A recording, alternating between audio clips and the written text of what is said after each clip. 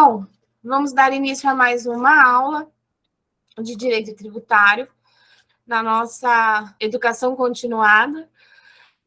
Hoje nós estamos com o Dr. Bruno, ele faz parte da equipe tributária do escritório Pinhão e Koifman, advogados, que atua aqui em São Paulo e atua também em outros estados. Bruno hoje vai falar para a gente um pouco sobre princípios, dando continuação à aula que a gente teve na semana passada. Então, queridas, peguem papel e caneta, porque a aula hoje vai ser densa, tão quanto a da semana passada, hein? Qualquer pergunta, levante a mãozinha e bombardeie o Bruno de perguntas, porque ele é o cara que sabe mais de princípios do que eu, hein? Aproveitem, boa aula.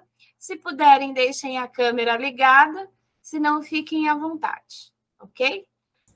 Bom, vou pôr o meu som no mudo também. Bruno, boa aula. Obrigado. Primeiramente, boa noite, gente. Reforço, então, o pedido da Fernanda, se puderem ligar a câmera, mas não tem problema algum. É que eu sou um cara um pouco das antigas, né? Eu estudei a minha vida inteira com o presencial e o virtual, para mim, ainda é um pouco confuso, embora esteja sendo forçado cada vez mais a ter essa noção um pouco mais virtual. Primeiramente, eu queria pedir que não me chamem de doutor, por favor. Eu prefiro que me chamem pelo nome, assim como eu vou chamar também todo mundo aqui pelo nome. Eu espero que a gente consiga aprender aqui em conjunto e também fazer essa troca, tá? Com vocês. O que Fernanda falou com relação ao seu cara dos princípios é exagerado, mas vou me esforçar aqui para tentar ajudar vocês também nesse caminho aqui do direito tributário. Quem tiver qualquer dúvida, principalmente com relação a se eu estiver falando muito rápido, que eu tenho esse péssimo hábito de falar muito rápido, podem pedir para eu repetir, pode pedir para eu ir devagar, e eu fico à disposição aqui, tá? Podem me interromper à vontade. Bom, então vamos lá. Como a Fernanda falou, eu trabalho aqui no escritório Pinhão e Koifman, diretamente com o Ricardo Hiroshi, que vocês também vão ter uma aula com ele, tanto de skills para atuação no âmbito tributário, como com relação ao imposto de renda da pessoa física. E eu vou falar um pouquinho aqui sobre os princípios dentro do processo tributário administrativo e judicial, e eu espero que case um pouquinho também com a aula que a Fernanda já passou para vocês, e a Fernanda me passou o material dela, eu vi que ela tratou basicamente de todos esses princípios aqui que eu vou falar, tá? Dentro do processo administrativo e do processo judicial. Mas passando rapidamente, né? Mais um overview do que a Fernanda já falou, mas vamos lá. Com relação ao princípio da legalidade, dentro do âmbito tributário, a gente tem a ideia do princípio da estrita legalidade. Basicamente, o que se diz no princípio da estrita legalidade é que o tribunal, ou tanto o tribunal administrativo como a fiscalização, só pode fazer exatamente aquilo que a lei diz. Não pode ter um desvio mínimo que seja, ela deve se atentar exatamente ao que a lei diz e não deve extrapolar, seja para mais ou para menos. Então, essa é a ideia da estrita legalidade que a gente tem no âmbito tributário. Um exemplo do princípio da estrita legalidade que eu posso dar é a tributação do imposto de renda, do próprio imposto de renda. Aquilo que não for renda, aquilo que não for receita, não pode ser tributado pelo imposto de renda, porque não está descrito exatamente na norma. A norma, que algumas pessoas chamam de regra matriz de incidência tributária, ela prevê exatamente quais são as grandezas que podem sofrer a tributação pelo imposto de renda. Então, um exemplo que a gente já deu em algumas situações, principalmente no CARF, é que não pode ter a tributação do imposto de renda sobre a gravidez. A pessoa fica grávida, não está prevista na norma, então, por isso, foge ao escopo da legalidade, da estrita legalidade, então, portanto, não é possível a tributação do imposto de renda sobre pessoas grávidas, né? Impessoalidade. A impessoalidade nada mais é do que a gente pode tentar entender a impessoalidade como a fiscalização, o âmbito público no âmbito do direito tributário tem o dever de ser imparcial. Ou seja, o dever de ser imparcial sempre na busca da defesa do interesse público. a tributação não vai ocorrer olhando para Bruno ou para Fernanda, ela vai ocorrer olhando para o contribuinte. Não é possível, dentro dessa ideia do princípio da impessoalidade, ter qualquer tipo de discriminação, privilégio, ou dispensar qualquer pessoa que seja de uma fiscalização ou de uma tributação, dentro, obviamente, da ideia de que o servidor público, investido na função e exercendo a função administrativa, né, ele não pode, de forma alguma, estabelecer critérios que não estejam previstos na lei para fins de pessoalizar o contribuinte. Então, essa é a ideia do princípio da impessoalidade. A tributação não vai olhar de forma individual, e sim de forma completamente impessoal, né? O próximo princípio, né, que Fernanda também, eu acredito que também tenha tratado com vocês, é a questão do princípio da moralidade. O que quer dizer o princípio da moralidade e que a gente utiliza bastante nas nossas defesas aqui de autuações fiscais? Nada mais é que a administração deve atuar com sinceridade e lisura. Ou seja, é vedado para a fiscalização ou para o ente público qualquer comportamento astucioso, malicioso, que venha confundir o contribuinte ou, num caso mais grave, né, dificultar ou minimizar o exercício de direitos por parte do contribuinte. Ou seja, o contribuinte tem que ter da administração essa ideia moral. A administração tem que mostrar para o contribuinte que ela é mais sincera, ela é mais clara possível dentro daquilo que ela está buscando para fins de tributação ou para fins de análise da escrituração fiscal dos contribuintes. Então, essa que é a ideia do princípio da moralidade, tá? Outra ideia também que a gente costuma discutir nas nossas peças, nos nossos recursos, nas nossas impugnações, é que o princípio da moralidade traz também a ideia, né, de um comportamento que a administração pública deve ter. A administração pública ela não pode, no caso, no âmbito tributário, e também no âmbito em qualquer situação, a administração pública não pode ter qualquer tipo de ofensa com relação à moral, aos bons costumes, às normas da boa administração pública, ela não pode violar a equidade, a justiça, a ideia de honestidade. Então, isso tudo permeia, né, o princípio da moralidade. Tá? Publicidade, né? O princípio da publicidade, ele traz para a administração pública a obrigatoriedade ou a necessidade de observância de transparência.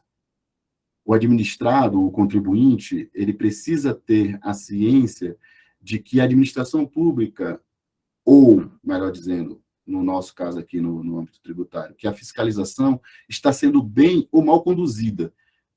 O que isso quer dizer? A administração deve colocar o contribuinte a par de todas as situações, de todas as necessidades que ela tem com relação a esse contribuinte, com relação à sua escrituração fiscal.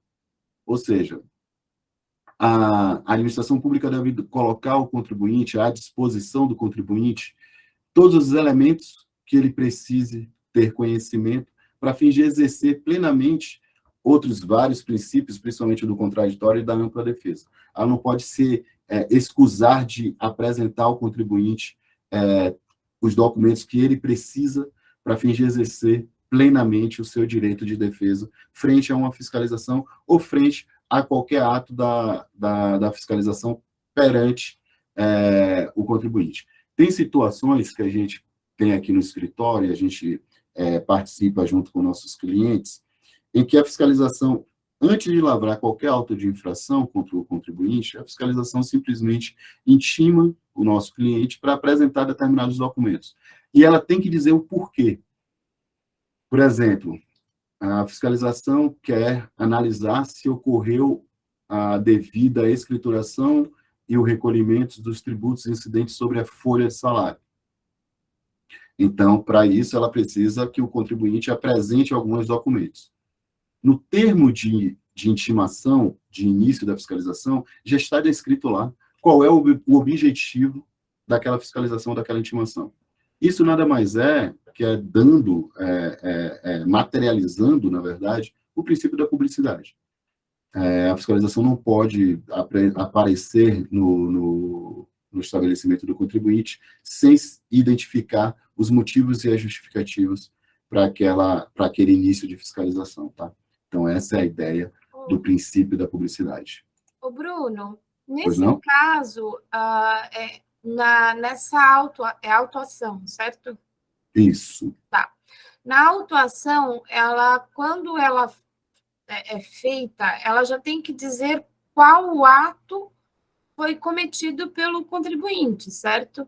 Ela já tem que indicar, já tem que vir indicado na autuação qual foi o ato, ou fraude, enfim, cometido pelo contribuinte? Ou não? Ou ele só indica, você teve um lançamento errado no SPED fiscal EFD, apenas. Mas não fala o bloco, não fala nada. Então, a gente tem duas situações, Fernando. Eu até separei aqui, eu vou colocar já na tela, mais à frente eu volto para ele. Por exemplo, aqui. Esse aqui é o termo de verificação fiscal. Gente, tá? Vocês vão encontrar alguns erros de português nesse termo, mas por quê? Ele é PDF, e aí eu abri com o Word para poder editar e tirar algumas informações que são protegidas por sigilo fiscal. E aí, quando o Word puxa do PDF, algumas letras ele não consegue reconhecer, ele tenta lançar qualquer letra que seja. Mas isso aí não importa muito. Mas aqui, isso aqui é um termo de verificação fiscal. Ele é anterior a um lançamento, que a gente vai falar mais à frente o que é o lançamento. Ele é anterior a um auto de infração. Então, basicamente, o que o termo diz, eu recebi um procedimento fiscal, ou seja, o superintendente baixa um ato para as demais cadeias da DERAT, no caso aqui é a DERAT, mas pode ser qualquer outro órgão dentro de uma delegacia da Receita Federal, dizendo, determino que determinados contribuintes de tal ramo econômico sejam fiscalizados com relação ao cumprimento de determinada obrigação, ou principal ou acessória. Então, basicamente, é o que diz esse termo. Então, ele diz, no exercício das funções legais de auditores fiscais da Receita, em fiscalização desenvolvida junto ao contribuinte acima identificado, ou seja, ele identifica qual é o contribuinte, no caso, o nosso cliente, cumprindo o determinado no mandado de procedimento fiscal, número tal, verificamos em exame de sua escrita comercial e fiscal, ou seja, ele já analisou a escrita fiscal e comercial do nosso cliente, teve alguma dúvida, teve alguma situação que ele entende que pode estar equivocada ou dá um indício da ausência de recolhimento correta do tributo ou da escrituração correta, ou seja, um descumprimento da obrigação acessória. Então, ele pede esses elementos para o nosso cliente fornecer a ele e ele verificar se confirma aquele indício, e aí, confirmando o indício, ele lava um auto de infração, seja de multa, no caso de cumprimento de obrigação acessória, seja cobrando o tributo, no caso de cumprimento da obrigação principal, ou ele simplesmente encerra o procedimento fiscal com relação a esse contribuinte. Então, assim, o procedimento fiscal, ele é anterior, ele é antecedente à lavratura do auto de infração. Mas esse procedimento fiscal, esse termo de verificação fiscal, ele tem uma implicação muito grande, e já adiantando, que é que quando há uma lavratura de um termo de verificação fiscal e o contribuinte toma ciência, o contribuinte perde um direito, e uma garantia que é muito importante, que é a denúncia espontânea. A partir desse momento aqui, foi instaurado esse procedimento, o contribuinte tomou ciência, ele não mais pode verificar aquele tributo que ele deixou de recolher lá atrás de forma equivocada, errada, ou deixou de recolher, e efetuar o pagamento desse tributo apenas com atualização não capitalizados, que é o juros Selic. Então, basicamente, se o nosso cliente ele deixou de efetuar o pagamento do imposto de renda, pessoa jurídica, do ano calendário, 2022, e ele recebe um termo de verificação fiscal, ele agora, a partir desse momento, ele vai ter que pagar esse imposto de renda acrescido de juros, mais multa de 75%. Vai ter esse lançamento da multa de 75%. Ou ele vai ter o lançamento do principal, obviamente, se tiver uma infração que seja não só a ausência de recolhimento do tributo, ele vai ter também o lançamento, somente se for, voltando, se tiver o lançamento somente do tributo e não tiver tido qualquer infração à legislação, que não seja o lançamento do tributo, ele vai pagar o tributo, acrescido de multa de ofício de 20%, mais o juros Selic. Se tiver alguma infração que tenha sido identificada pelo fiscal, ele vai pagar o tributo, mais uma multa isolada de 75% sobre o valor do tributo, mais o juros Selic. Então, quando ele entra numa verificação fiscal, automaticamente ele perde o benefício de pagar apenas o tributo mais os juros. Ou seja, ele necessariamente, nessa situação aqui, ele já pode incorrer em multa isolada e multa de ofício. Então, é sempre importante, todas as vezes que a gente recebe uma verificação fiscal, já posicionar o cliente, ó, agora você não pode mais fazer uma denúncia espontânea, porque a fiscalização já está analisando, e se realmente for constatado a ausência de recolhimento do tributo, além do tributo, você vai pagar mais multa, mais juros. Então, esse aqui é um termo de verificação fiscal que é anterior, normalmente, aos lançamentos. Tá? Então, voltando aqui para os nossos princípios, eu estava falando do princípio da publicidade, né? Bom, aí o próximo princípio é o princípio da razoabilidade. Nada mais é o princípio da razoabilidade que a relação entre a congruência lógica, entre o motivo ou fato, né, e a atuação correta da administração.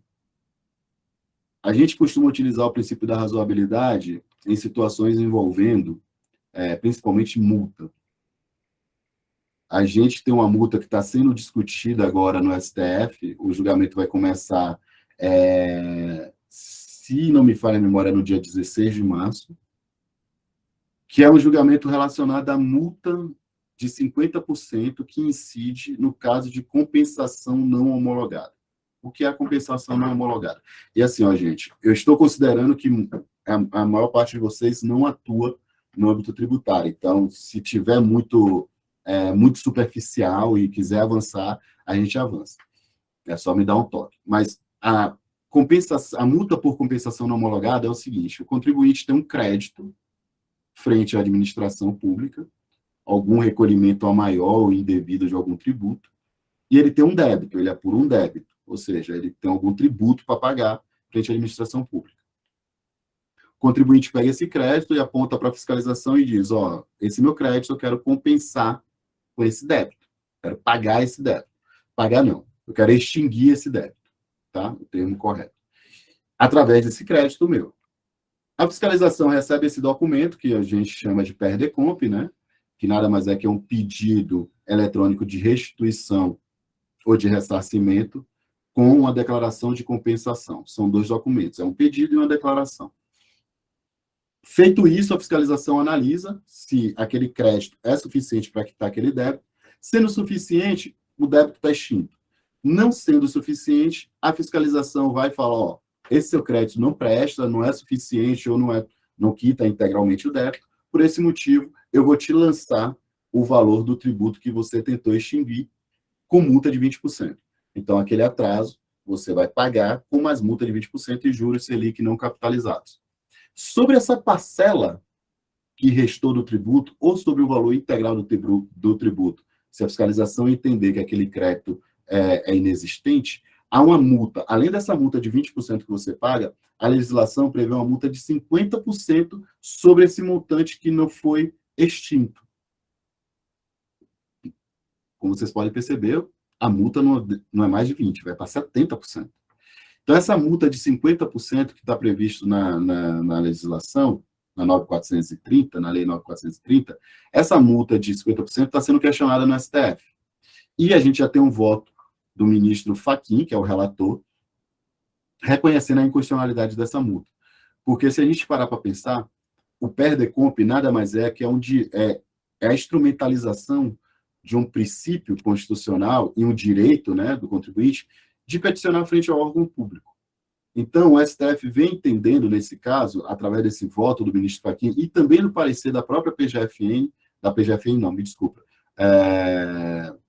tem o parecer, além do Ministério Público Federal, tem o parecer, se não me engano, da CGU e da AGU, reconhecendo a inconstitucionalidade dessa multa de 50%. Então, nada mais é, e aí a gente defende nesse ponto, que essa multa de 50% está violando o princípio da razoabilidade. Porque se eu tenho direito de petição frente ao órgão público, não é razoável que o órgão público, não concordando com aquela minha petição, com aquele meu pedido, aplique uma multa simplesmente porque ele não concordou com aquele meu pedido. Então, dentro dessa lógica, não é razoável que eu seja penalizado apenas por ter protocolado uma petição de um pedido de compensação de um crédito que eu acredito existente com um débito que eu já declarei. Então, dentro dessa ideia, a razoabilidade vem sendo acolhida pelo STF, no sentido de que não seria, essa multa de 50% não seria razoável. Então, essa é a materialização, é um exemplo clássico de uma materialização do princípio da razoabilidade, tá? Inclusive, se vocês tiverem clientes, né, empresas que tenham o costume de transmitir PRD-Comps, possivelmente essas empresas estão sofrendo com essas multas ou efetuaram o pagamento dessas multas no passado, a minha recomendação é que vocês, verificando se realmente existiu o pagamento com relação a essas multas, ajuizem o mais rápido possível um mandado de segurança e, dentro desse mandado de segurança, peça o pedido à restituição dos valores indevidamente recolhidos no tocante a essa multa, que aí poderá recuperar os últimos 5 anos atualizado, tá? Nós temos muita fé, se isso é possível aqui no Brasil, considerando o STF atual que nós temos, de que essa multa vai cair. E caindo, os contribuintes que efetuaram o pagamento devido vão poder restituir, tá? Vamos para a finalidade, princípio da finalidade. O princípio da finalidade determina que a administração pública, ao exercer a sua atividade, deve atender algum fim legal ao qual está subordinado. E a subordinação está prevista em lei. Então, basicamente, a administração pública observar a que fim a lei está objetivando, né? E esse fim a gente pode chamar de finalidade legal, né, já que está previsto em norma, que nada mais é que a função do interesse público, é o limite do poder discricionário que aquele agente tem. Então, a gente pode agir de forma discricionária desde que esteja previsto em lei e desde que ele vá até o limite do que a lei está dizendo, tá? Então, esse é o princípio da finalidade. Voltando àquele exemplo que eu dei com relação ao imposto de renda, o agente público pode chegar até a tributação do imposto de renda e até o lançamento da multa, tá? É isso que está descrito na norma do imposto de renda. É isso que ele precisa cobrar. Ele não pode, por exemplo, ir lá e fechar o seu estabelecimento visando que você efetue o pagamento do imposto de renda. Então, essa não é a finalidade da norma, né? Fechar o estabelecimento para forçar o pagamento do contribuinte, e sim, unicamente, o lançamento do tributo do imposto de renda, tá? O princípio do interesse público, que está vinculado a tudo que eu já disse, por óbvio e pelo nome, né, interesse público, ao contrário do interesse particular, é o que assenta, em fato, o direito de proveito coletivo, né, a ideia do proveito coletivo é o direito geral, né, da população em geral. Então, a ideia desse princípio é basicamente olhar para o todo, para a coletividade. E essa ideia do interesse público vinculada ao direito tributário eu preciso arrecadar para poder manter o bem público da melhor forma possível, manter os hospitais, manter as estradas, manter o atendimento público, manter a saúde, manter a educação. Ou seja, basicamente a ideia do interesse público é que o Estado precisa arrecadar para poder manter o bem público. Há uma discussão, já vem de algum tempo, de um doutrinador português, o nome dele é o José Casal Tanabás, que ele tem um texto, depois eu posso mandar para a Fernanda e ela pode compartilhar com vocês. Ele tem uma monografia, eu me lembro dessa monografia, que eu estudei essa monografia na faculdade e me causou um certo impacto, e hoje está voltando a ser discutido. Que é uma ideia de o dever primordial de pagar tributo. Eu discordo completamente dessa ideia, mas ele defende que o cidadão tem o dever primordial de pagar tributos. Eu não sei de onde ele tirou essa ideia, mas a ideia dele é de que você precisa pagar tributo para você manter o bem público. E mantendo o bem público, obviamente, você vai estar observando o interesse público. Eu acho que, principalmente aqui no Brasil, o que nós temos com relação à educação, saúde, a manutenção do serviço público, que é bem pouca e aquém do nosso do interesse maior, né? É perceptível que a gente há um vácuo com relação ao que a gente paga de tributos e o que nós temos de volta do Estado. Eu acho que é difícil incutir na cabeça do cidadão brasileiro hoje que ele tem esse dever primordial de pagar tributo. mas há essa discussão dentro da doutrina e da jurisprudência de que o cidadão deveria, primeiramente, pensar em efetuar o pagamento dos tributos para fins de manutenção do interesse público e do bem público. Mas, enfim, fica mais para uma discussão acadêmica, né?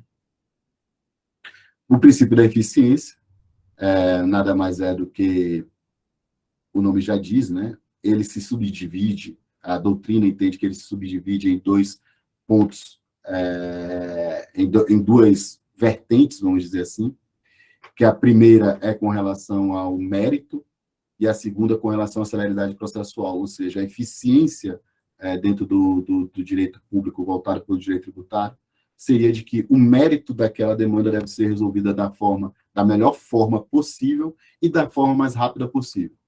O princípio da eficiência, a gente tem uma materialização muito boa dele, que é com relação aos pedidos de restituição. O cliente de vocês efetua o pagamento a maior de algum tributo ou indevido, a pagamento a maior ou indevido de algum tributo, e a lei prevê, a lei do processo administrativo fiscal, no âmbito federal, tá? Prevê o prazo de 360 dias para a administração te dar um retorno sobre aquele seu pedido de restituição.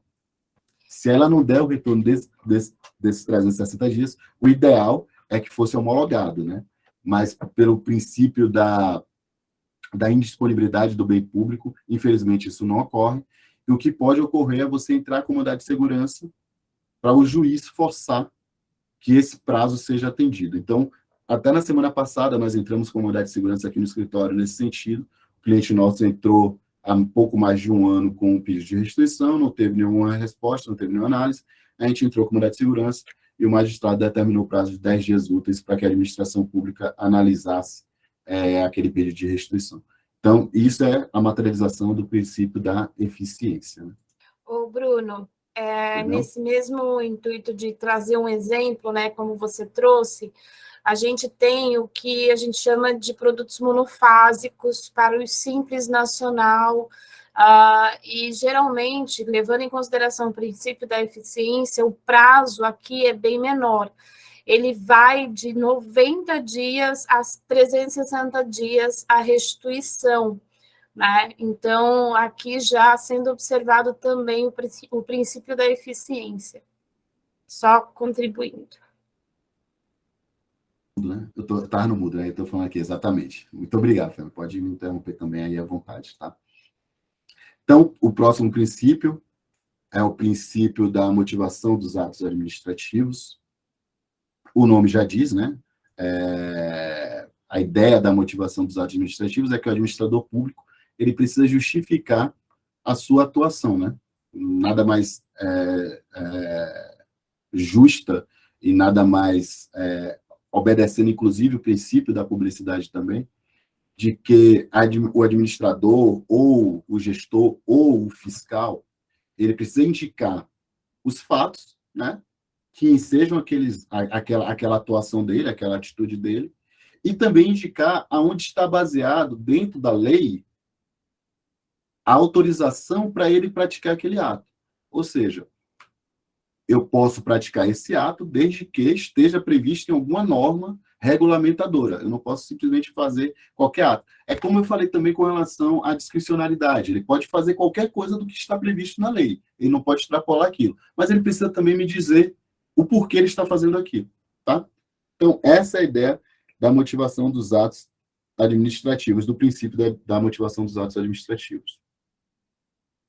E aqui vem um princípio que durante muito tempo a gente discutiu, seja na academia, seja no âmbito de atuação mesmo nos tribunais administrativos ou judiciais, que é o princípio da verdade jurídica material. Eu discordo desse princípio por uma questão muito simples, né? Eu acho que eu estou na área jurídica desde 2006, e eu posso dizer que eu vi uma única vez esse princípio sendo observado plenamente. E não foi no campo tributário, foi no campo trabalhista. Eu me lembro que eu estagiava em um grande escritório daqui de São Paulo, mas lá em Salvador, acho que já deve ter percebido pelo meu sotaque que eu não sou daqui, de São Paulo, mas lá em Salvador eu vi um juiz que, no meio da audiência, ele perguntou ao preposto se a empresa estava aberta, o preposto falou está, Então vamos lá agora. E tomou o celular de todo mundo na audiência, chamou um táxi e foi todo mundo para a empresa para verificar se o que estava descrito no processo pelo reclamante da ação condizia com a realidade dos fatos na empresa. Então, essa foi a única vez que eu vi esse princípio sendo exercitado de forma, assim, real, concreta, né? Porque, na minha opinião, e eu não sei a de vocês, eu gostaria muito de ouvir a opinião de vocês, a verdade é aquilo que está nos autos. Então, basicamente, na minha opinião, não existe verdade jurídica material, existe verdade jurídica formal. Aquilo que você consegue provar nos autos, aquilo que você consegue dizer e convencer, vira verdade. Então, hoje em dia, eu não nem coloco mais nas minhas peças o princípio da verdade material. Eu coloco apenas o princípio da verdade jurídica formal. Porque o que eu consigo descrever nos autos e o que eu consigo convencer o julgador ou o conselheiro que estiver analisando aquela nossa situação é efetivamente o que vira verdade no processo. Então, infelizmente, hoje em dia, a doutrina já vem até ultrapassando essa ideia do princípio da verdade jurídica material para reconhecer que não existe a verdade jurídica material, o que existe é puramente a verdade jurídica formal, que é aquilo que você consegue colocar nos autos. A gente tem situações aqui do direito tributário que são, assim, são extremamente contraditórias à verdade jurídica material.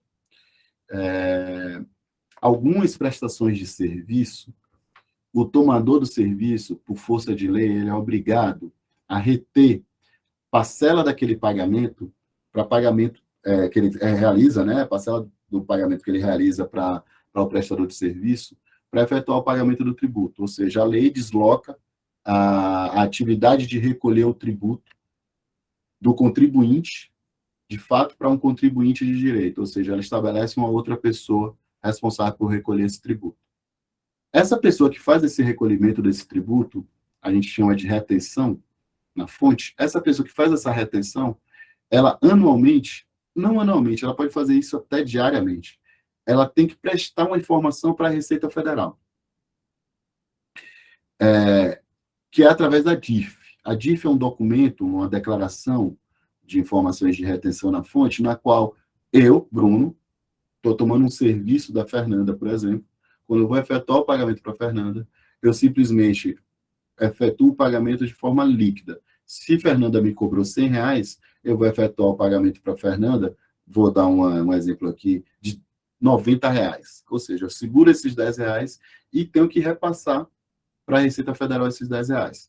Efetuo o pagamento para a Receita Federal, eu vou lá, transmito um documento para a Receita Federal informando, ó, Receita Federal, da Fernanda eu retive R$10. Esse documento a Fernanda vai utilizar na apuração dela do imposto de renda, pessoa jurídica. Então, a Fernanda precisa dessa informação. Só que eu, Bruno, por força de lei, deveria fazer isso. Mas a multa é tão irrisória se eu não prestar essa informação, mas tão irrisória, e eu nunca vi alguém sendo penalizado por não ter prestado essa informação, eu nunca defendi nenhum cliente meu por isso, e nunca vi autuação nesse sentido, que muitas pessoas jurídicas, muitas empresas deixam de efetuar essa declaração. E por não efetuar essa declaração, Fernanda, no final do exercício, quando ela lança que teve essa retenção, normalmente a Receita Federal não reconhece esse crédito, ou seja, esse pagamento que ela fez indiretamente, né, desse imposto que foi retido do pagamento dela. E aí é o que eu mais tenho aqui no escritório, é um dos tipos de autuação e de discussão que eu mais tenho aqui, que é essa situação, o conflito entre o que o contribuinte teve de retenção, e ele diz que teve de retenção, e o que a fiscalização tem no seu poder como declaração de retenção. Então, para a gente comprovar essa retenção sofrida, a gente precisa juntar o livro razão, a gente precisa juntar o extrato bancário, demonstrando o recebimento do valor líquido, a gente precisa juntar a nota fiscal, que a gente demonstra na nota fiscal o valor que o nosso cliente deveria receber e o valor que está lá constando de retenção. Ou seja, a gente precisa juntar vários documentos, fazer um kit de documentos para chegar para a fiscalização e falar, está aqui, ó, eu estou comprovando que eu efetivamente sofri essa retenção.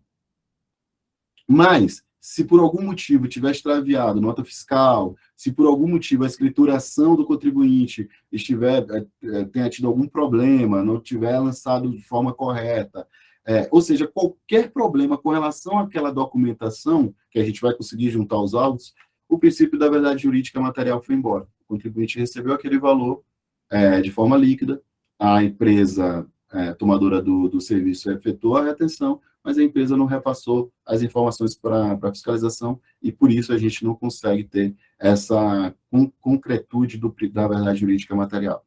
Ou seja, a gente precisa ter nos autos, a gente precisa comprovar nos autos. Então, por isso que eu digo que essa verdade jurídica é formal e não material. No próximo princípio é o formalismo moderado. Basicamente, formalismo moderado é para evitar que a fiscalização ou a administração pública tenha um apego demasiado ao formalismo. Por exemplo, você não chama peça de impugnação, você chama de defesa, mas no decreto 70.235 está falando em impugnação. Se o decreto 70.235 falar em impugnação e você chamou de defesa, a fiscalização pode entender, não, você não apresentou impugnação, então, portanto, você é rével nessa autuação e o débito seguir diretamente para a inscrição em dívida ativa. Ou, no seu documento fiscal, constar que você vendeu salgadinhos e não salgados, que você vendeu empadas e não salgadinhos, e aí você comprova que efetivamente era salgadinho ou era empada. Ou seja, todas essas questões envolvendo o formalismo exagerado com relação ao ente tributante e o contribuinte e o administrado, o formalismo moderado, o princípio do formalismo moderado vem para afastar. Então, se você não chamar uma peça de recurso, se você chamar uma peça de defesa, não chamar de impugnação, ou se você conseguir efetuar a prova do seu direito por qualquer meio, que não somente aqueles que estão previstos na norma, tudo isso o formalismo moderado, o princípio do formalismo moderado abraça, para dizer que, desde que não seja algo ilegal, e que, obviamente, observe os outros princípios, deverá ser aceito, e não o apego ao formalismo puro e simples. Tá? E o último princípio que eu coloquei aqui, que é extremamente relevante, eu estou com um caso, inclusive, que está para ser analisado pelo STJ, eu protocolei um recurso especial, um recurso extraordinário, está para ser analisado em recurso especial pelo STJ, que é a questão da autotutela administrativa. Basicamente, a autotutela administrativa é a possibilidade da fiscalização ou do ente tributante rever seus próprios atos. Aí tem umas implicações bastante interessantes, que são um pouco mais profundas, mas tem uma situação, eu posso dar um exemplo de um cliente nosso, que um cliente nosso obteve um direito a incluir determinados débitos em um programa de parcelamento e pagamento incentivado.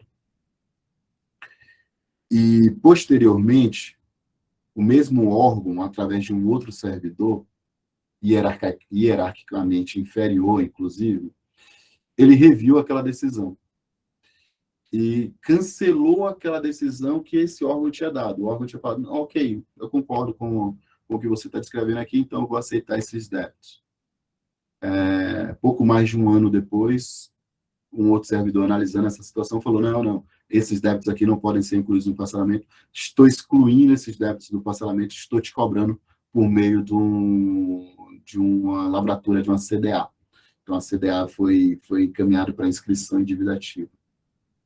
Quer dizer, o débito foi encaminhado para inscrição em dívida ativa.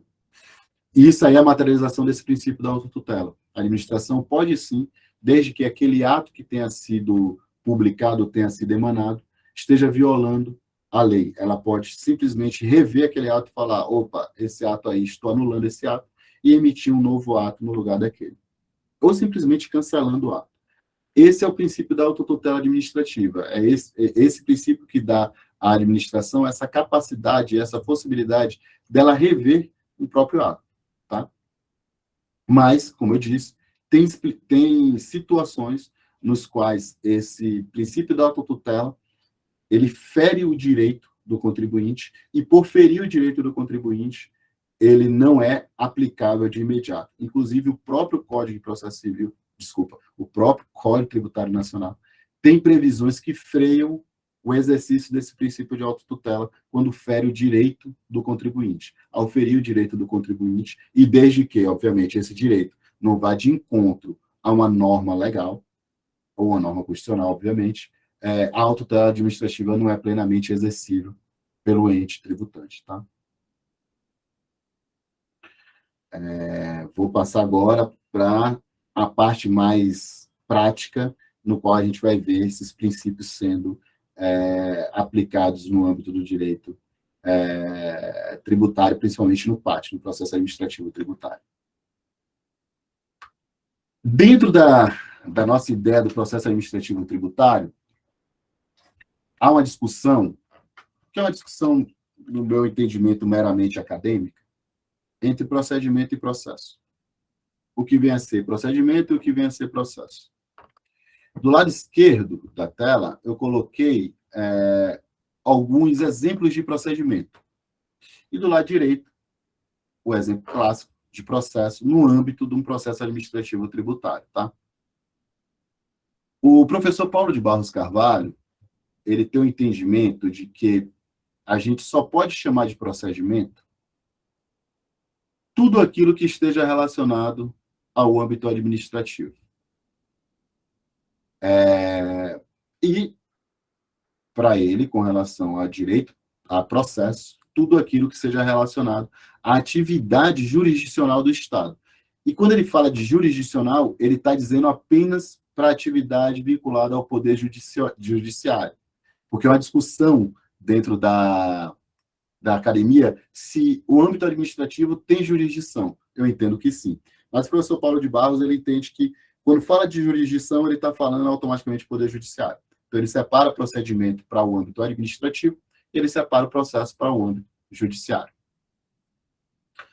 Por sua vez, o professor James Marins, ele tem um outro entendimento que vai um pouco na linha do que o professor Paulo de Barros fala, mas ele entende que procedimento é todos os atos preparatórios para fins de um lançamento tributário. E aí a gente vai passar pelo lançamento tributário, tá? Então, todos os atos preparatórios para o lançamento tributário, ele entende que é procedimento. O que fugir dos atos preparatórios para o lançamento tributário, inclusive um processo administrativo, se não gerar um lançamento tributário, ele entende que isso aí não é procedimento, então um processo. Então, ele aglutina dessas duas formas. No final do dia, eu entendo que, na minha opinião, tudo que gerar um contencioso, uma contenda entre o contribuinte e a administração, seja no âmbito administrativo, seja no âmbito judicial, é um processo, tá? Então, é só uma discussão acadêmica. Mas eu coloquei os exemplos de consulta, no âmbito para fins de procedimento, o que é uma consulta.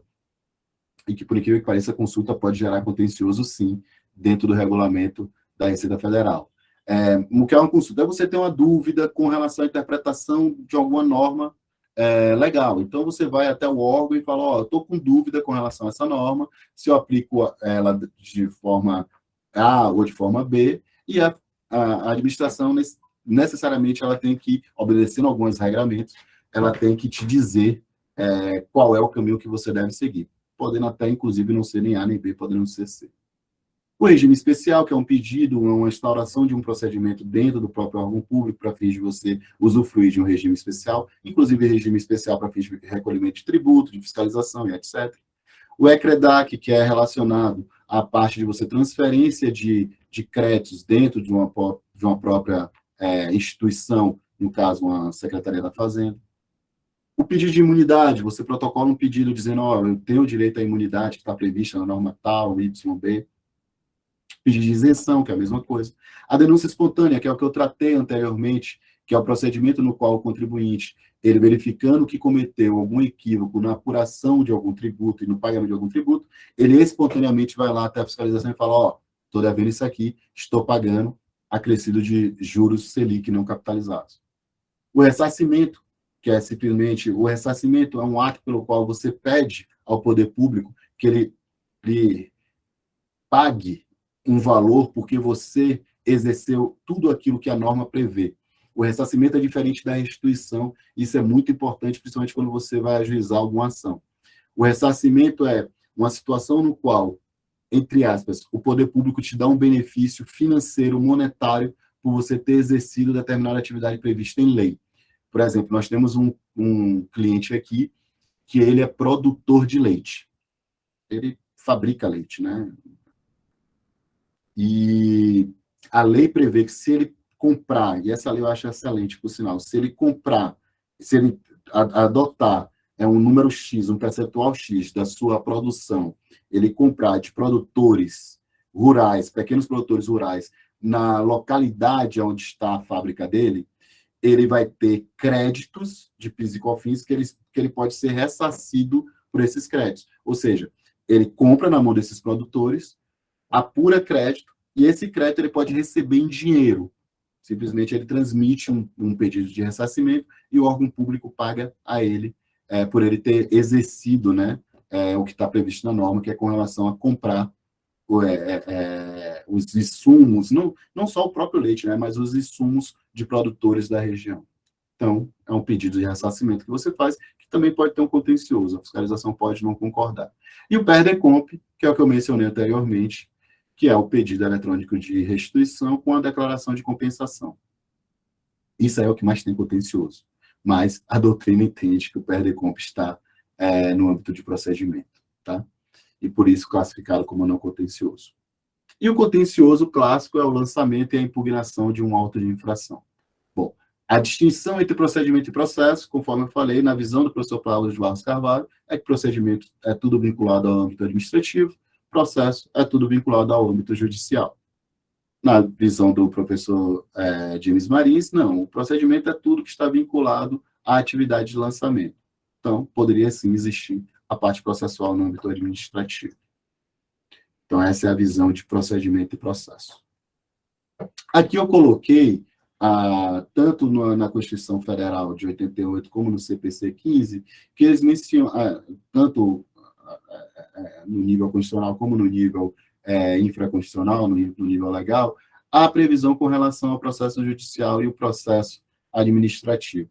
Então, o CPC, que regulamenta, né, o CPC 15, Código de Processo Civil, eu falo isso, o CPC, Código de Processo Civil, porque também nós temos também os pronunciamentos do Comitê Contábeis, né? Então, para não confundir.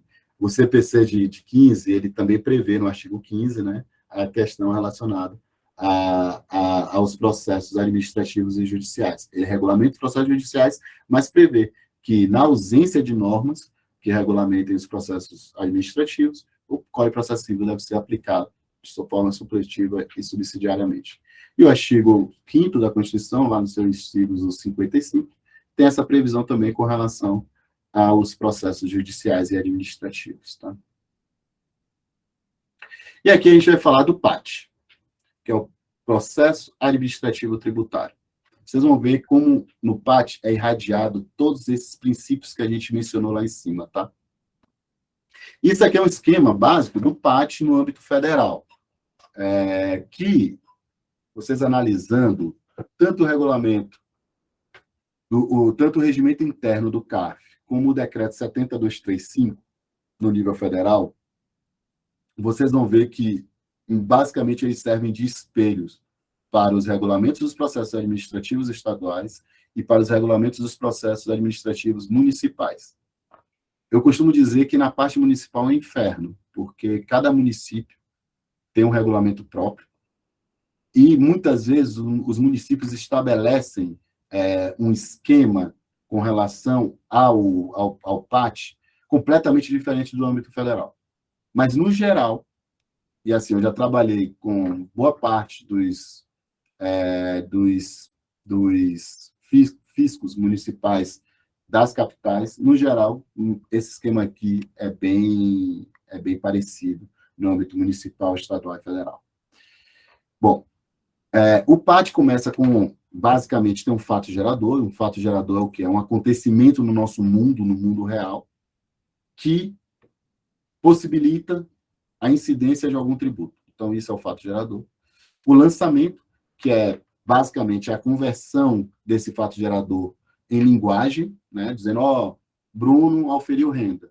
Se Bruno oferiu renda, Bruno deve pagar imposto de renda. Esse é o lançamento.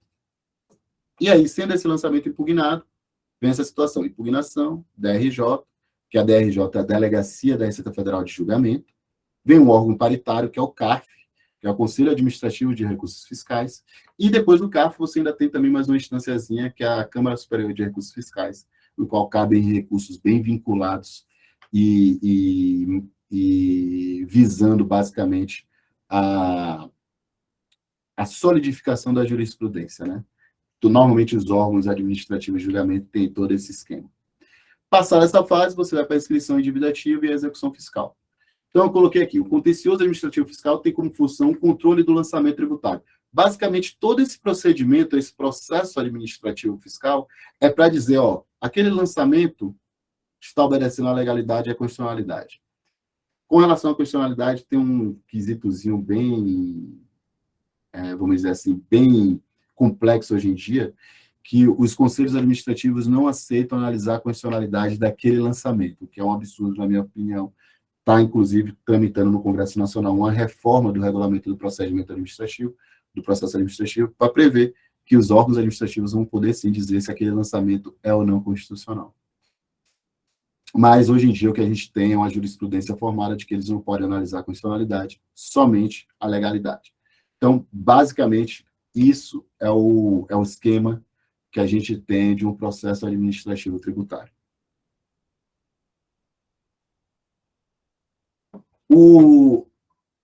Aquele esquema ali que eu falei com relação ao processo administrativo tributário, é importante a gente mencionar algumas coisas aqui, e eu vou me demorar um pouquinho aqui nessa parte, vocês fiquem à vontade para fazer qualquer questionamento, tá? Como eu falei, o fato gerador. O fato gerador nada mais é do que uma situação prevista em lei que possibilita ao fisco cobrar um tributo sobre aquele fato, sobre aquela situação em específico. A partir do momento que ocorre essa situação prevista em lei, e o contribuinte toma ciência, que é o meio pelo qual o lançamento se dá, o contribuinte pode efetuar a impugnação. A impugnação nada mais é do que a defesa, e é a materialização do princípio do contraditório e da ampla defesa. Você, ao receber um auto de infração, você pode impugnar aquele auto de infração de forma completa e total. Ou, se você quiser, você reconhecer parte daquela autuação, pagar parte do débito e continuar a discussão com relação aos demais pontos que você não concorda. Então, dentro dessa lógica, você pode apresentar no prazo de 30 dias, é o que prevê o decreto 70.235, uma impugnação. Você efetua essa impugnação e, automaticamente, esse processo é encaminhado para uma DRJ, que é um órgão formado somente por membros delegados da Receita Federal. Não é possível fazer sustentação oral, que, na minha visão, é um absurdo, e não é possível você nem sequer assistir o julgamento. O julgamento ocorre e o seu cliente é intimado daquele julgamento. Não é o advogado que é intimado, é o cliente. Ao receber esse julgamento, você, exercendo mais um princípio, que é um princípio do duplo grau de jurisdição, você tem a possibilidade de entrar com um recurso voluntário. Esse recurso voluntário vai para um órgão, que aí sim é possível você fazer a sustentação oral, que é uma Câmara de Julgamento, no Conselho Administrativo de Recursos Fiscais, que esse órgão é paritário. Ou seja, quer dizer, metade desse órgão é formado por representantes dos contribuintes e metade do órgão é formado por agentes fiscais, no caso, auditores fiscais. Esse julgamento, se terminar empatado, ou seja, se parte entender que você realmente não deve aquele tributo, ou é indevido aquele lançamento, e parte entender que deve, até o final do ano passado, nós tínhamos tem uma lei que previa que, terminando empatado, você vai obedecer um princípio que, na dúvida, dá razão ao contribuinte. Ou seja, esse princípio, ele está dizendo o seguinte: o fato jurídico tributário não tem presunção de certeza e liquidez, já que tem uma dúvida dentro daquele órgão paritário. E se tem uma dúvida, não deve ser cobrado o tributo. Obedecendo a esse princípio, na dúvida, o contribuinte tem razão. Mas aí foi baixada uma medida provisória, no início desse ano, afastando esse artigo da lei, dizendo o seguinte, que, na dúvida, deve ser mantido o crédito tributário, tendo em vista a ideia da presunção da certeza e liquidez do crédito tributário. Então, atualmente, nós temos essa situação dentro do Conselho Administrativo de Recursos Fiscais, de que todos os casos que terminam empatados, simplesmente agora ficam, infelizmente, fica mantido o crédito tributário. Tá? Os contribuintes estão se movimentando no sentido de entrar com mandado de segurança, pois o Congresso Nacional ainda precisa apreciar essa medida provisória. Acho que a Fernanda tratou na apresentação dela com relação aos efeitos da medida provisória. A medida provisória ainda está vigente, mas como o Congresso ainda não analisou, muitos contribuintes estão entrando com ação na Justiça, pedindo a retirada dos seus processos de julgamento, para evitar que, no caso do processo, o resultado ser dividido, que seja aplicado esse artigo da MP, dizendo que, na dúvida, deve ser mantido o crédito tributário. Então, vocês podem imaginar que o Judiciário está recebendo muitos processos, muitos mandados de segurança nesse sentido, visando a retirada dos processos de pauta. Pois bem, aí vem a decisão do órgão paritário, de uma das câmaras, é um acordo, e desse acordo você pode apresentar ou embargo de declaração, conforme está previsto no regulamento, no regimento interno do CARF, ou apresentar um recurso especial, que aí sim vai para a Câmara Superior de Recursos Fiscais. Nesse ponto aqui, eu coloquei essa questão da suspensão da exigibilidade do crédito tributário. E a exigibilidade do crédito tributário, é importante vocês terem em mente a exigibilidade, nada mais é do que a possibilidade da Fazenda lhe cobrar esse crédito. Então, quando há um lançamento, quando o fiscal ele emite um auto de infração e encaminha para o contribuinte, esse auto de infração vai com um valor. O seu débito atualizado com a multa é X. Você tem um prazo de 30 dias para efetuar o pagamento. Esse prazo, essa cobrança, é obedecendo à exigibilidade. É efetivamente a fiscalização te cobrando, ela te exigindo o cumprimento daquela obrigação tributária. Quando você apresenta uma impugnação, essa exigência é suspensa. Por isso que vocês vão ver muito, se vocês atuam na área, vocês veem suspensão da exigibilidade do crédito tributário. Por quê? Você entra com uma impugnação e essa exigibilidade fica suspensa. Ou seja, a Fazenda fica impossibilitada de te exigir, ou seja, de adotar meios coercitivos para o pagamento daquela obrigação. E quais são esses meios coercitivos administrativos? Inscrição no SPC, inscrição no Serasa, bloqueio da sua certidão negativa de débitos, protesto daquela dívida. Então, a Fazenda pode adotar todos esses mecanismos administrativos para te corrigir, para te obrigar a efetuar o pagamento daquela dívida. Mas como você apresentou impugnação, o crédito tributário está suspenso. A exigibilidade, melhor dizendo, do crédito tributário está suspenso. Tá? Quando encerra todo esse processo administrativo ou procedimento, como que é o professor Paulo de Barros Carvalho, é gerado um documento. E esse documento nada mais é que uma certidão de dívida ativa. Esse documento é gerado somente após ao âmbito de representação judicial, no caso, no âmbito administrativo federal, a Procuradoria-Geral da Fazenda Nacional, e no âmbito estadual, a Procuradoria-Geral Estadual, também tem no âmbito municipal uma Procuradoria-Geral do município, ele olhar para esse crédito que foi formado e falar, não, tá ok, ele segue todos os princípios constitucionais, e, como eu falei, e ele segue também tudo que está previsto na norma. Sendo assim, eu gero uma CDA. Esse procedimento adotado por esse órgão, pela PGFN, é chamado de controle da legalidade do crédito tributário. Inclusive, o contribuinte pode peticionar durante esse período. Já tive situações nas quais nós peticionamos diretamente para a Procuradoria e a Procuradoria acatou o nosso pedido, inclusive para fins de não inscrição do débito em dívida ativa. Então, se o advogado, ele prestando atenção em todos os procedimentos, esse é mais um ponto no qual o advogado pode se fiar para evitar de uma inscrição do débito em dívida ativa. Após a CDA ser lavrada, a CDA nada mais é do que um título executivo extrajudicial, como um documento que comprova a sua dívida, se fosse entre particulares, um cheque ou uma nota promissória. A CDA nada mais é do que isso. É um documento na qual está lá descrito o contribuinte, o débito, a origem do débito e o apontamento legal, o fundamento legal daquele débito. Pronto. A CDA é esse documento que permite que o órgão de representação judicial ajuize a execução fiscal. A partir desse momento da CDA, aquela suspensão que eu mencionei, ela cai por terra. E aí, essa exigibilidade possibilita uma outra eficácia do crédito tributário, que é a execuibilidade. Há uma diferença entre exigibilidade e execuibilidade. A exigibilidade é a possibilidade do ente te cobrar. A execuibilidade é a possibilidade do ente executar aquela dívida. Isso é importante, a gente vê eu vejo em muitas petições, principalmente de advogados recém-formados, essa confusão. O advogado entra com uma medida que a gente chama de uma ação declaratória para garantir um débito, e essa garantia do débito permite ao cliente que o débito não seja protestado e a emissão da sua certidão positiva com efeito de negativa. E o advogado simplesmente menciona que pede a suspensão da exigibilidade e da execuibilidade do crédito tributário. Isso está indevido.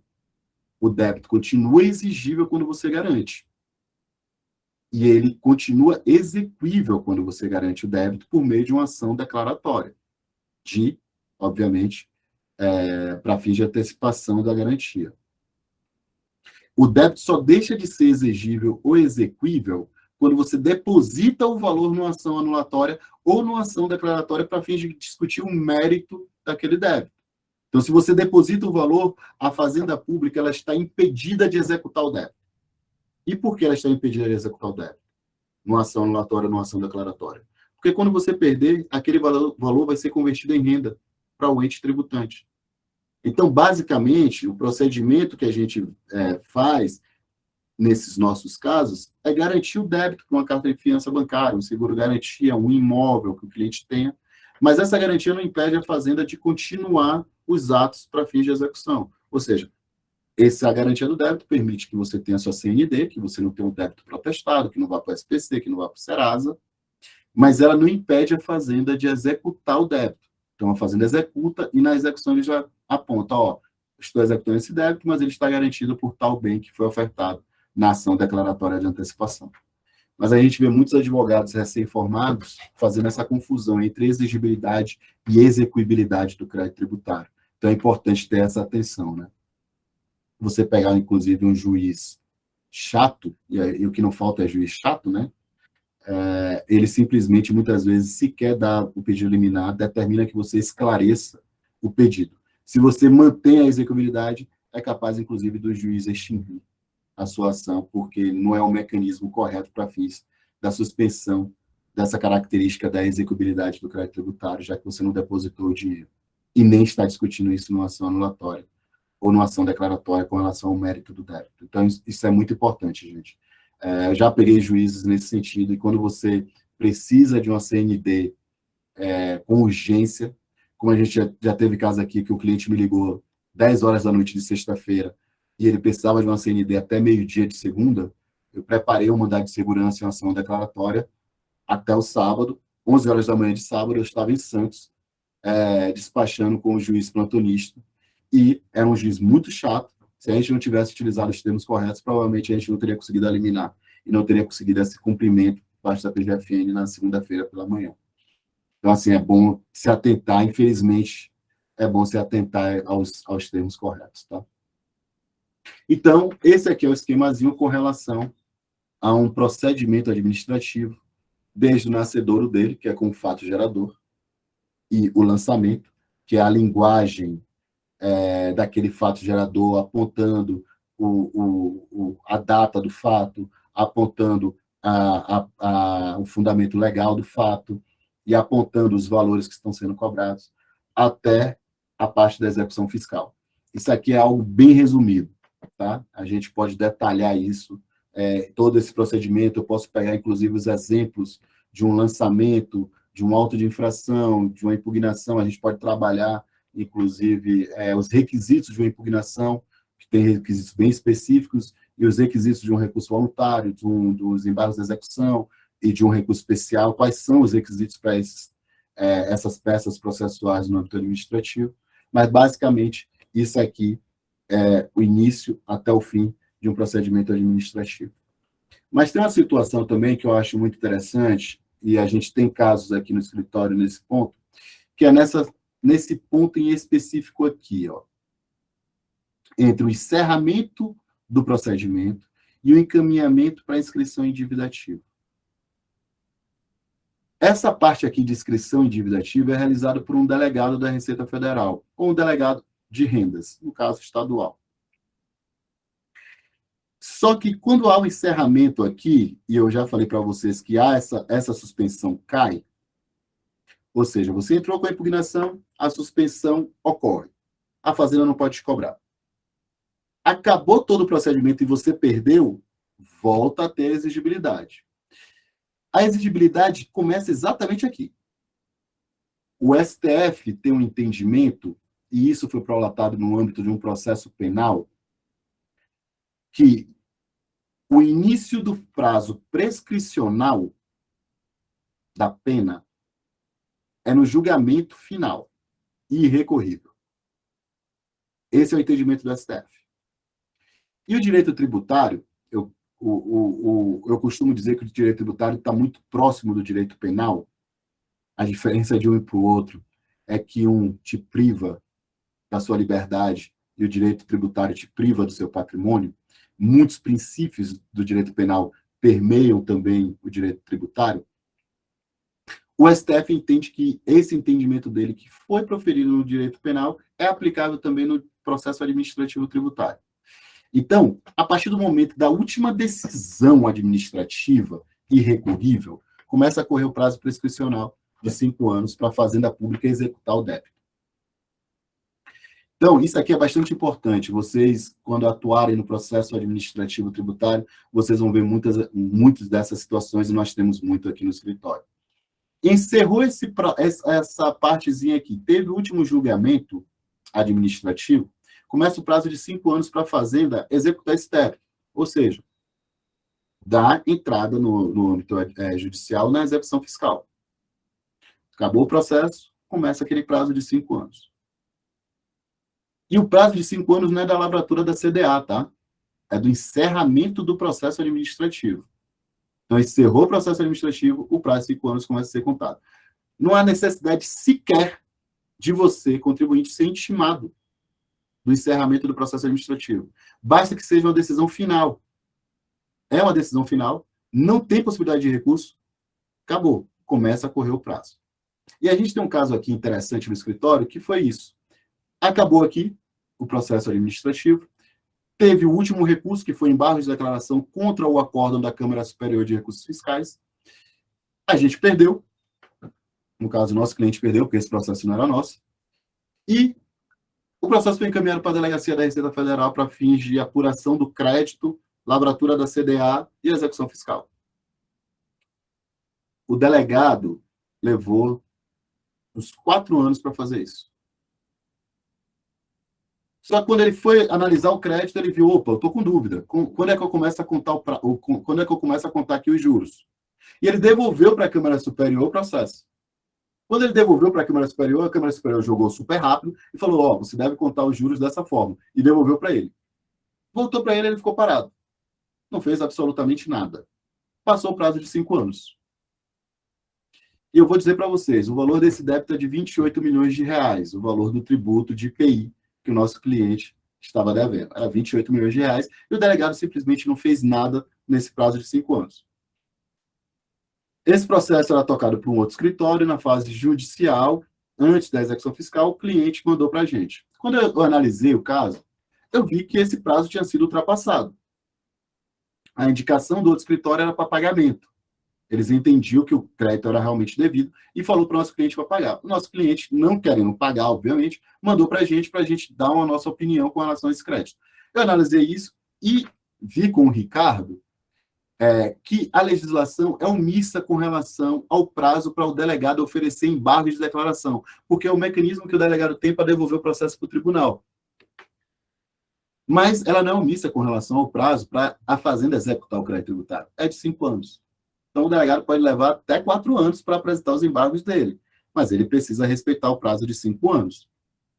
E por isso, porque eu notei esse prazo entre o encerramento do processo administrativo e a atuação do delegado, nós entramos com ação anulatória e nós conseguimos extinguir esse débito de 28 milhões para o nosso cliente. Atualmente, a Fazenda recorreu, está no TRF3 pendente de julgamento. Mas o juiz em primeiro grau, a juíza da Quinta Vara da Quinta Vara Civil Federal, ela deu a liminar, ouviu a Fazenda apresentou a contestação, a nossa anulatória, ainda assim a juíza sentenciou, reconhecendo a prescrição do crédito tributário.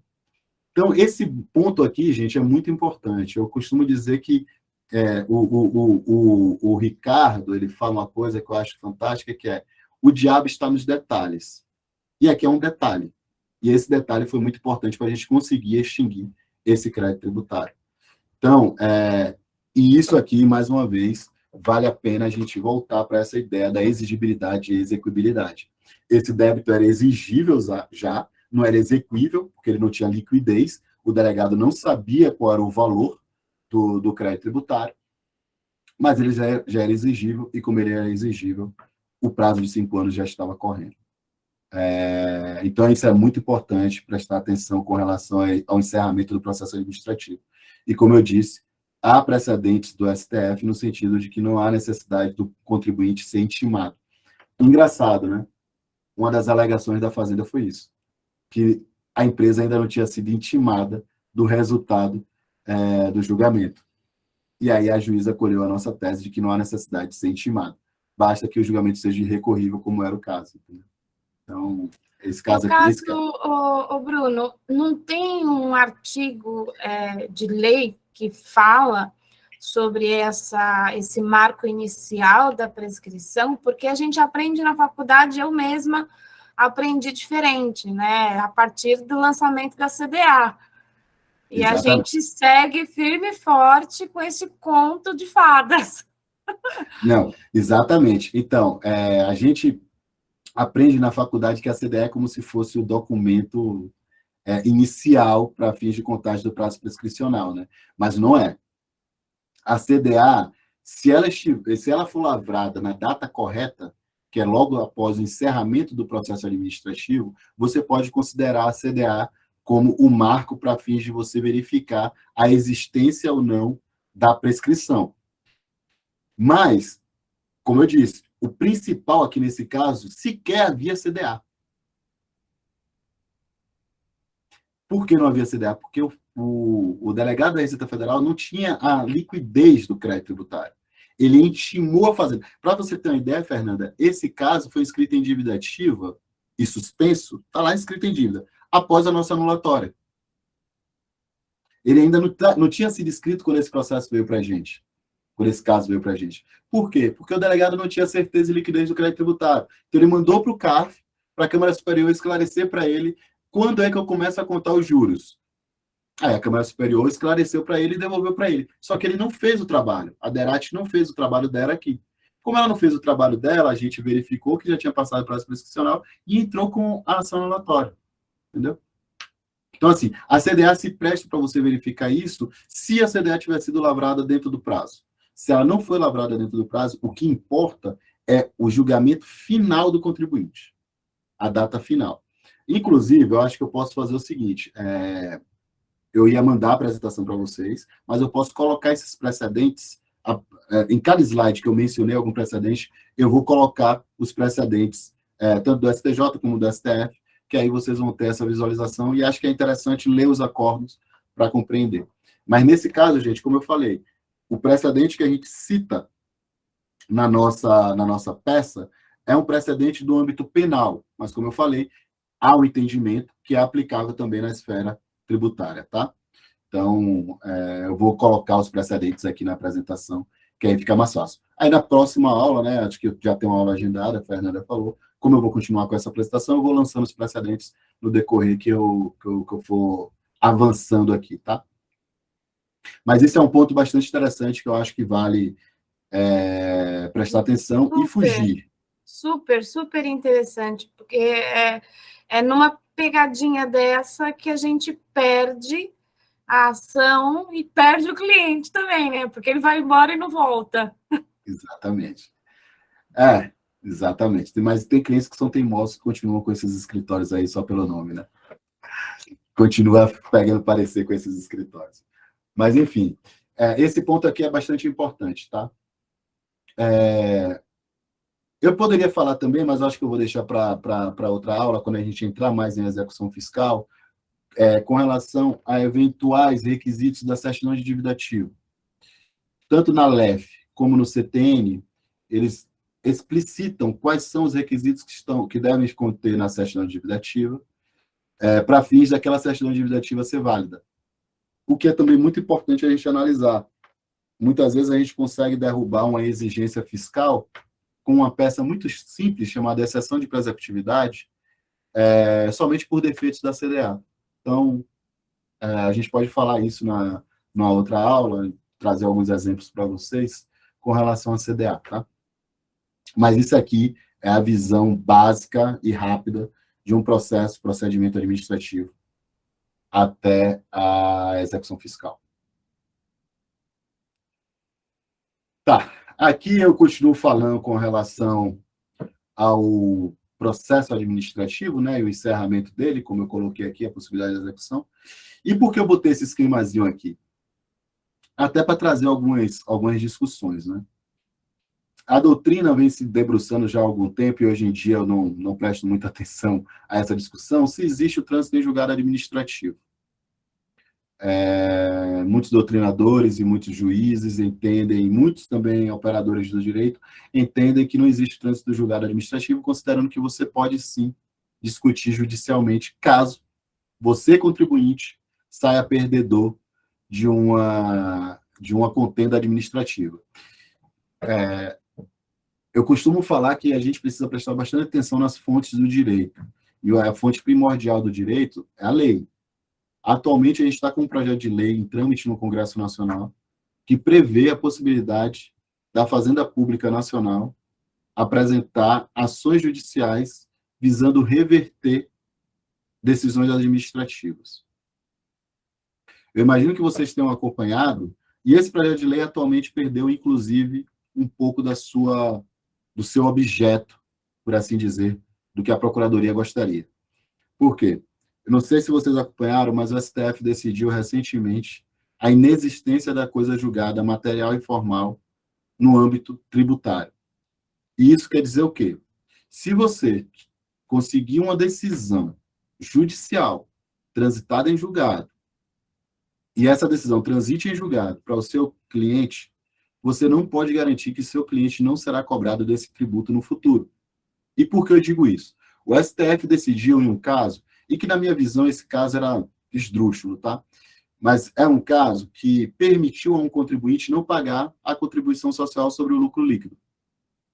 Uma grande rede varejista aqui do Brasil conseguiu uma decisão lá atrás de que a contribuição social sobre o lucro líquido era inconstitucional. Ele conseguiu essa decisão e transitou em julgado. A Fazenda Pública, como a gente diz na Bahia, comeu mosca, não apresentou recurso contra essa decisão judicial e transitou em julgado. Então, essa grande varejista, desde, acho que, se eu não me engano, 92, não paga CSLL. Então, ela tinha um grande benefício frente aos seus concorrentes.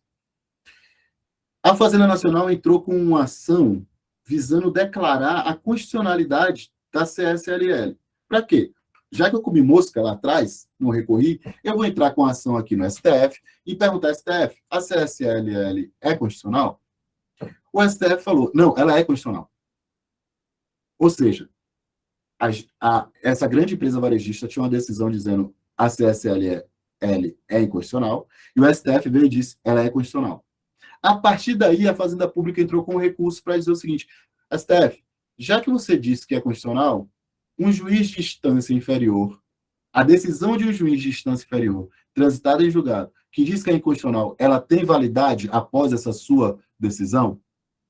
E aí o STF veio e disse que não, que a partir da decisão do STF, aquela decisão perde completamente a eficácia e é rescindida sem necessidade de ação rescisória, que nós precisamos ajuizar, e é rescindida aquela decisão judicial, e a Fazenda pode cobrar os últimos 5 anos. Ou seja, a partir do momento da decisão do STF, a Fazenda pode cobrar 5 anos para trás do contribuinte.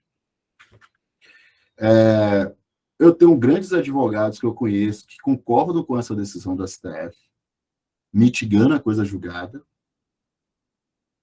e eu tenho grandes outros advogados que dizem que essa decisão do STF é um absurdo e viola a segurança jurídica, o princípio da segurança jurídica.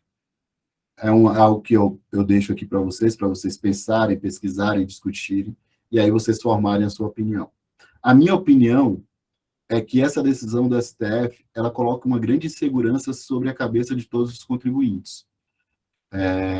O STF não é um órgão judicial, puramente judicial, ele é um órgão político. Então, dependendo de quem colocou aqueles ministros lá, e dependendo da cabeça desses ministros, a gente pode ter uma mudança completamente, uma mudança 180 graus do entendimento. E a partir dessa mudança, todas aquelas decisões judiciais proferidas, elas podem estar em risco de serem rescindidas apenas por um julgamento do Supremo Tribunal Federal. Então, é algo que a gente precisa prestar bastante atenção. Mas, enfim, tudo isso para dizer com relação à inexistência, se não existe sequer o trânsito em julgado judicial, sequer a gente pode falar na existência de um trânsito em julgado administrativo. Mas, basicamente, esse é um esquemazinho resumindo aquela outra fase toda, que eu falo do auto de infração ou despacho decisório. Acho que também eu vou deixar para falar sobre essa situação de despacho decisório, o que é um despacho decisório, na próxima aula, quando a gente detalhar mais os tipos de processos administrativos. A gente pode falar do processo administrativo, tanto um lançamento puro e simples, que é um auto de infração, como um processo administrativo gerado pelo próprio contribuinte, que é o PERDECOMP, que eu mencionei para vocês, que é o pedido de restituição vinculado a uma declaração de compensação. Eu vou trazer também na próxima aula, que a gente tiver, um exemplo de um PERDECOMP, como é que se transmite um PERDECOMP, o que é o PERDECOMP, e o despacho decisório, que é o documento pelo meio do qual a fiscalização analisa aquele PERDECOMP, tá? E aí a gente pode detalhar mais nas próximas aulas com relação ao processo administrativo tributário. Mas, basicamente, esse é um resumo da fase anterior. E aí, eu acho que eu pulei demais aqui. Bom. E aí a gente vem para a parte da prescrição e decadência, que é o que eu falei rapidamente sobre a prescrição lá no encerramento do processo administrativo.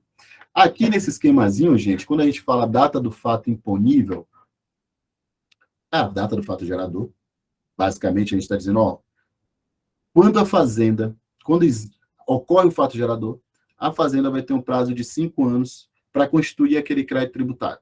E a constituição do crédito tributário, há uma discussão sobre o que é a constituição definitiva do crédito tributário, mas eu entendo que a constituição do crédito tributário é quando a fiscalização toma ciência e te dá ciência. Por meio do auto de infração e por meio da sua declaração de compensação. Então, assim, ela constitui o crédito tributário, ela fala, opa, você está me devendo um valor de tanto de imposto de renda, segue aqui o auto de infração. Ou você vai lá e fala, Fazenda, eu estou te devendo esse tributo e estou extinguindo esse tributo com um crédito meu. Então, isso aí é uma constituição definitiva do crédito tributário. Mas essa constituição tem um prazo de 5 anos. Passou 5 anos do fato gerador, a Fazenda não pode mais te cobrar. É fulminado esse crédito pela decadência. Então, a Fazenda deixa de ter o direito de te cobrar. Tá? É a perda efetiva do direito mesmo. Tá? A decadência tem essa característica. Ela fulmina o direito. Tá? Após a constituição definitiva do crédito tributário, e aí vem, gente, tem o lançamento, né? Vem a impugnação, suspensão da exigibilidade, isso tudo a gente está dentro do campo aqui da constituição definitiva do crédito tributário. O crédito tributário, ele é constituído pelo meio do lançamento. Lançou, você suspende a exigibilidade desse crédito tributário. Finalizou o processo administrativo ou procedimento, como queiram, começa a fase prescricional. Vem a constituição definitiva do crédito tributário, que pode ser, como eu falei com vocês, a última decisão irrecorrível na esfera administrativa. A Fazenda tem um prazo de 5 anos, prazo prescricional. Agora a gente não está falando mais da perda do direito, a gente está falando da perda da ação. quando a Fazenda deixa passar o prazo de 5 anos após a constituição definitiva, que é efetivamente o encerramento do procedimento administrativo, ela tem 5 anos para executar aquele débito, para fazer aquele débito ser abraçado pelo Poder Judiciário. Passou esse prazo de 5 anos, ela perde o direito de ação, mas ela não perde o direito de receber. Recentemente, o STJ deu uma decisão na esfera civil, que eu estou, sinceramente, com medo que venha para o direito tributário, essa decisão, dizendo o seguinte, o que é que o STJ disse? O prazo prescricional é de 5 anos, também no direito privado. Mas não quer dizer que o cara não pode deixar lá no SPC Serasa. O cara perdeu o direito de entrar com uma ação, para executar o débito. Mas não quer dizer que no SPC Serasa ele não pode deixar lá um apontamento, entendeu? Então, eu estou com medo disso vir no âmbito administrativo, no processo tributário, para dizer a mesma coisa. Eu vou deixar pendurado lá, nossa certidão negativa de débitos, vai ficar sempre CEPEM, ou seja, certidão positiva com efeito negativo, mas aquele débito, eu não vou poder te executar, mas aquele débito vai ficar apontado lá pelo resto da sua vida. Entendeu? Hoje em dia não é isso que ocorre. Vem a prescrição, fulmina o crédito tributário, a fiscalização, a procuradoria exclui dos apontamentos e não fica aparecendo nada lá no seu extrato e nem na sua certidão negativa de débitos. Mas, com essa decisão do STJ, eu não duvido nada que isso venha agora para o âmbito público e fique lá apontado no seu extrato ou na sua certidão negativa e vai começar a sair certidão positiva com efeito de negativo. Tá? Bom, a Fazenda executando o débito, vem o despacho de citação do contribuinte e, a partir desse despacho, o contribuinte é intimado para pagar o débito. Se o contribuinte não pagar o débito, ou não oferecer bens à penhora, a Fazenda tem que indicar para o juiz bens que possam ser penhoráveis. E aqui, gente, é mais um ponto que é muito importante prestar atenção. Se vocês receberem alguma execução fiscal de seus clientes, observem esse despachozinho aqui. Quando a Fazenda não indica bens, o juiz, por força do artigo 40 da Lei de Execuções Fiscais, ele deve suspender a execução fiscal. E você não precisa ser intimado. Então, esse prazo não começa a correr da sua intimação, começa a correr da decisão do juiz. Ele suspendeu a execução por 1 ano, começa a correr o prazo prescricional de 5. Então, no total, 6 anos. E a gente tem muitos casos assim. Eu tenho clientes que eles não pagam os débitos. Eles discutem todos os débitos. Quando a Fazenda não consegue encontrar bens, o juiz suspende. Passou esse prazo de 6 anos, ocorre a prescrição. Ocorreu a prescrição, tem que ser extinto o crédito tributário. A Fazenda não precisa ser intimada para se manifestar. O juiz deve extinguir o crédito tributário por força da prescrição. Então, principalmente empresas pequenas, tá? Tem um regulamento interno da Procuradoria-Geral da Fazenda Nacional que ela só deve perseguir créditos acima de 5 milhões de reais. Então, abaixo de 5 milhões de reais, a Fazenda Nacional não tem gente para correr atrás desses créditos. Então, ela deixa lá. Eu tenho um cliente nosso aqui que o total de débitos dele executado ultrapassa 25 milhões.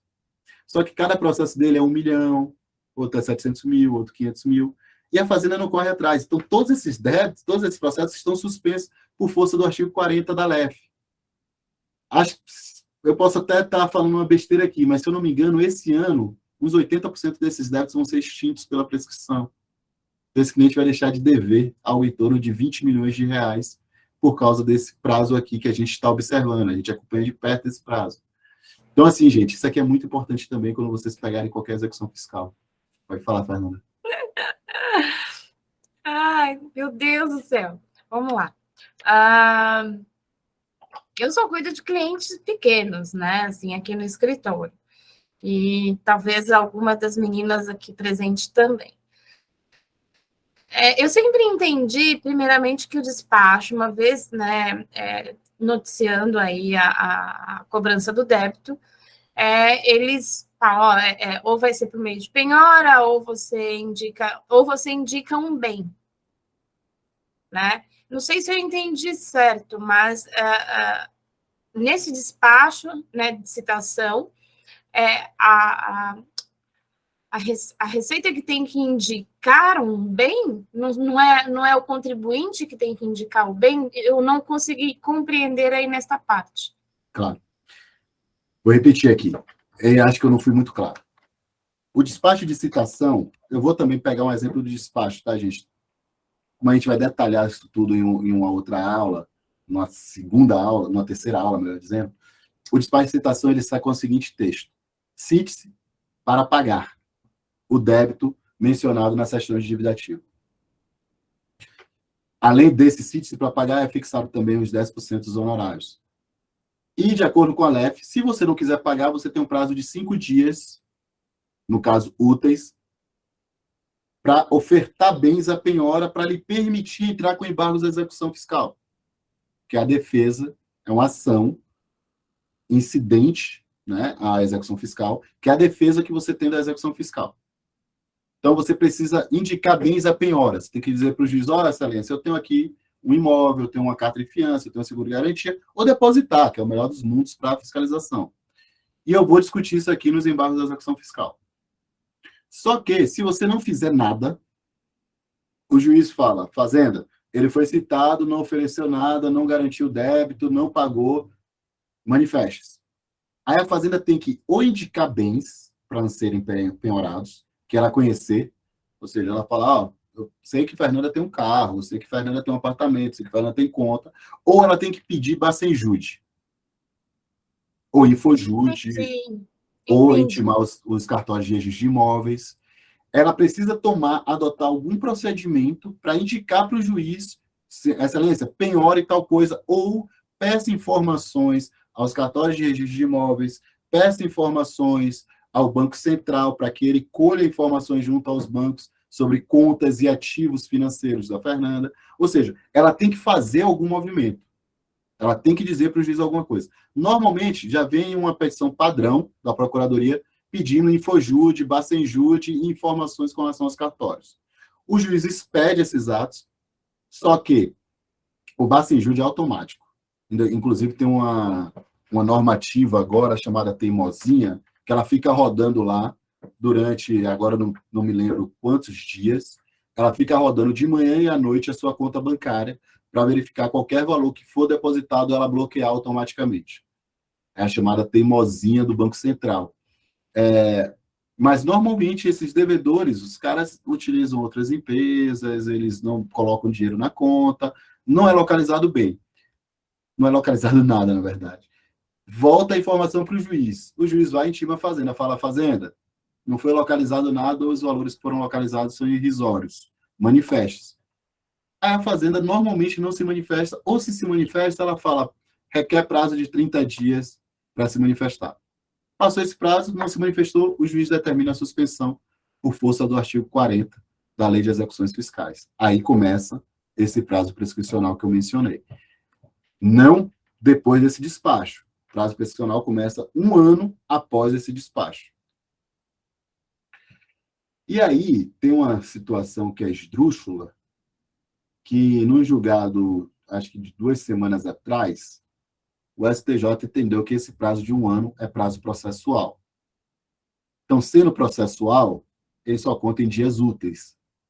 Então, aí você tem que contar em dias úteis esse prazo de 365 dias, que na minha visão é um absurdo. Para mim é um prazo material, não é um prazo processual. Sendo material, tem que ser contados em dias corridos e não em dias úteis. Mas o STJ deu essa decisão, então a Fazenda ganhou mais um prazozinho. O de 5 anos, até agora, o STJ não veio me dizer que é prazo processual. Nem poderia ser, é um prazo de direito material. Então, 5 anos conta normal. Mas esse prazo de 1 ano, o STJ deu uma decisão recente, não é irrepetitivo. Então, por não ser irrepetitivo, não tem ainda força vinculante para as instâncias inferiores, mas é uma decisão e um recurso especial que ele reconheceu como prazo processual, então tem que se atentar para isso. Esse prazo de 1 ano do despacho do juiz, não precisa ter intimação, tá? É do despacho do juiz. Teve o despacho do juiz, processo é suspenso, começa a correr esse prazo de 1 ano para fins de contagem do prazo prescricional de 5. Consegui responder, Fernanda? Ah, tá bom. Mas pode me interromper, tá? Então, esse aqui, gente, é um mapa da mina em anos para você extinguir o crédito tributário, tá? É extremamente importante essa análise, tanto da prescrição como decadência. Tá? Outro detalhe, a decadência não se interrompe, a prescrição sim. Então, a prescrição se interrompe pelo despacho do juiz. Por exemplo, tem a constituição definitiva do crédito tributário, vem o ajuizamento da ação. Antigamente tinha esse entendimento, hoje em dia é com ajuizamento, coisas do nosso STJ. Vem o despacho do juiz, interrompe a prescrição, a fazenda continua tendo o direito de manter a cobrança do seu crédito tributário, mas a decadência não. A decadência ela não se interrompe. Então, ocorreu o fato gerador, a fazenda tem um prazo de 5 anos para fazer o lançamento daquele crédito tributário, tá? Então, não tem interrupção.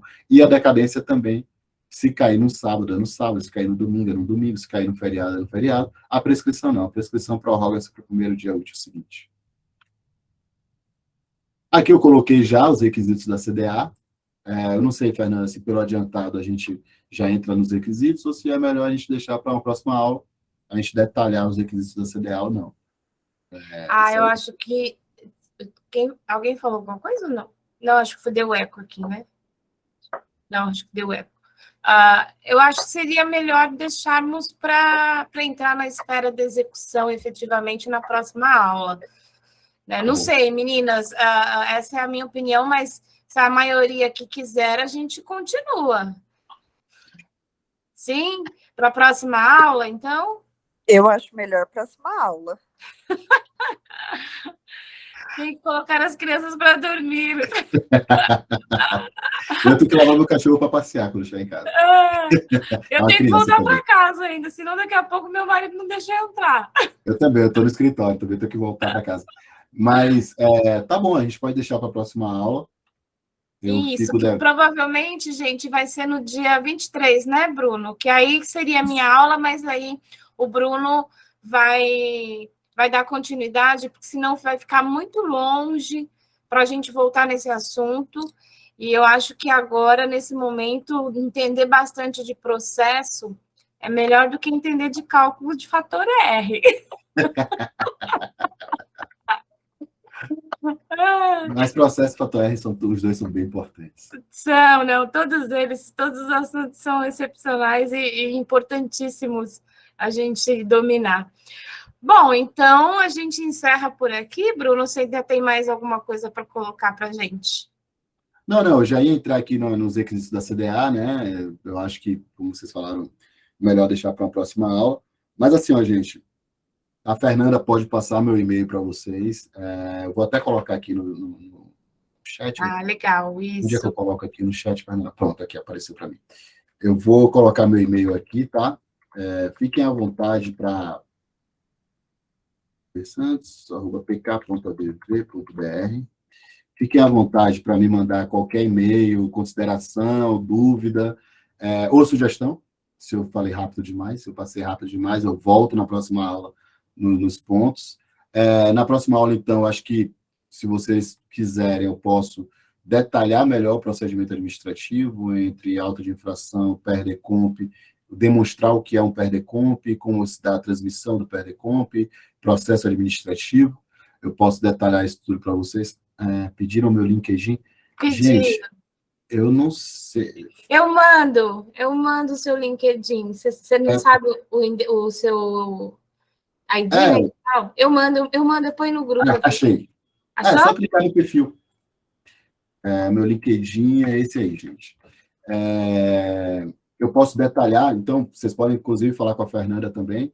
Eu posso detalhar como é que se dá, como é que se faz um PERDECOMP, como é que ele tem todo o trâmite do PERDECOMP, o que é o PERDECOMP efetivamente, e aí voltar para essa questão do encerramento do processo administrativo, e aí na outra aula que a Fernanda falou que eu já estou agendado, fala só da execução fiscal. E aí, se quiser uma terceira aula, eu falo das ações anti-exacionais, que são ação anulatória, ação declaratória, para fins de extinguir o crédito tributário mesmo com a execução fiscal.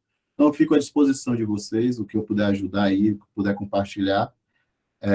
Basta a Fernanda me falar, podem falar diretamente com ela, e na próxima aula eu toco da forma como vocês entenderem melhor, tá?